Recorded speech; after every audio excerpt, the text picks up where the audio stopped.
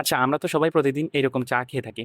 তো এই চা খাওয়ার পর আসলে আমাদের শরীরে কি হয় আর কখন চা খেলে আমাদের ক্ষতি হতে পারে? চলুন আমরা আজকে সেটা জানার চেষ্টা করি। তো আমরা যখন চা খাই তখন প্রথম ১৫ মিনিটে চাটা আমাদের পাকস্থলীতে যায়। তো চায়ের অন্যতম প্রধান উপাদান হলো কিন্তু ট্যানিন। তো এই ট্যানিনটা আমাদের খাবারের সাথে থাকা আয়রনের সাথে একটা যৌগ গঠন করে ফেলে।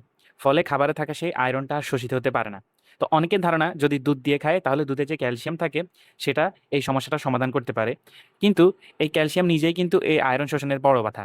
সুতরাং আপনি চায়ের সাথে যে দুধ খাচ্ছেন সেটা কিন্তু আপনার খাবারের সাথে থাকা আয়রন শোষণে বাধা দিচ্ছে। তাই আপনার যদি রক্তশূন্যতা বা অ্যানিমিয়ার সমস্যা থাকে তাহলে খাবারের ঠিক পরপরই ১ কাপ দুধ চা কিন্তু আপনার জন্য মোটেও ভালো আইডিয়া নয়।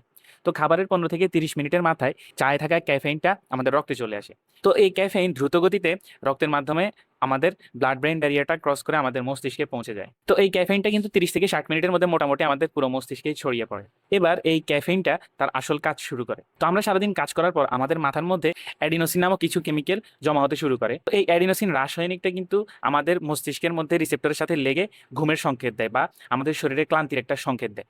তো এই ক্যাফেইন যেটা এটা কি করে গিয়ে এই অ্যাডিনোসিনের রিসেপ্টরটাকে দখল করে নেয়। ফলে তখন এই অ্যাডিনোসিনটা আর তার রিসেপ্টরের মধ্যে লাগতে পারে না। তো না লাগলে তখন আমাদের যে ক্লান্তি হতো এই ক্লান্তিটা আর হয় না। বরঞ্চ তখন আমাদের ডোপামিন নিঃসরণটা বেড়ে যায়। আর ডোপামিন নিঃসরণ বেড়ে গেলেই পরক্ষণে আমাদের মনোযোগ বেড়ে যায়। তো এইজন্যই পড়াশোনা বা কাজের আগে ১ কাপ চা কেন আপনার মনোযোগ বাড়িয়ে দেয় এটাই তার বৈজ্ঞানিক ব্যাখ্যা। তবে কোনো সময় আপনাকে অবশ্যই সাবধান হতে হবে।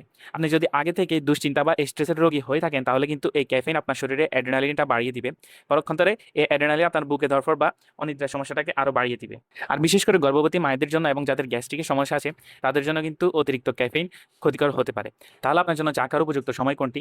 অবশ্যই আপনি যে মেইন খাবারটা খাবেন যেমন ডিনার বা লাঞ্চ আপনি সেটা খাওয়ার ১ ঘন্টা আগে অথবা পরে চা খেতে হবে। না হলে আপনার আয়রন শোষণে বাধাপ্রাপ্ত হবে। আর আপনি যখন দুশ্চিন্তায় থাকবেন তখন চা না খাওয়ার চেষ্টা করবেন। তো ১ কাপ চা সাধারণ মনে হলেও আপনার শরীর ঠিকই বুঝে কখন এই চাটা আপনার জন্য রিফ্রেশমেন্ট আর কখন এটা আপনার জন্য একটা বিষের মতো। তো সবাই সুস্থ থাকবেন, সচেতন থাকবেন।